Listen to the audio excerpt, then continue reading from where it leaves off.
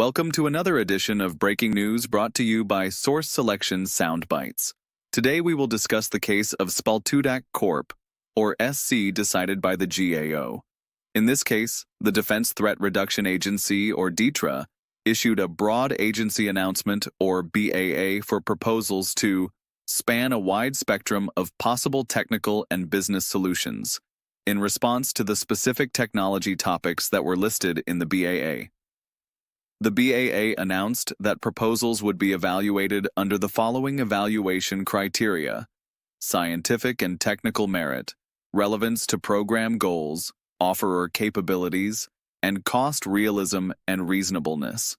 However, the BAA also stated that other factors may be considered, including the impact of any asserted data software restrictions or patents. After initial evaluations, the agency entered discussions with SC and 5 other vendors. The agency advised that the Defense Contract Auditing Agency would be auditing SC's proposal, and further advised that DTRA intended to negotiate and award a contract with SC as soon as possible upon receipt of the information. The agency and SC went through several rounds of discussions about price and intellectual property rights. Ultimately, even though SC lowered its price and accepted intellectual property clauses, they arrived at an impasse on the pricing information, so the agency ended negotiations.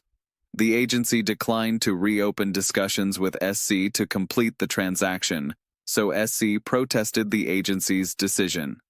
SC contends that the agency failed to engage the firm in meaningful discussions. More specifically, it complains that it was misled about the agency's requirements regarding intellectual property rights and denied a fair and reasonable opportunity to correct proposal deficiencies that led to the agency's decision to terminate negotiations. The protester asserts that the requirement for meaningful discussions, as articulated in FAR Part 15, applies to the evaluation of proposals under a BAA. En route to finding against the protester, the GAO noted that the negotiations that occurred between Spaltudak and the agency were not part of the evaluation and selection process, but occurred after the evaluation had been completed and SC's proposal had been selected for award. As discussed more fully below, by the BAA's terms, the negotiations were not intended as discussions as defined in FAR Part 15. Thus, the requirement for meaningful discussions as stated in FAR Part 15, and in the cases interpreting that part, does not apply.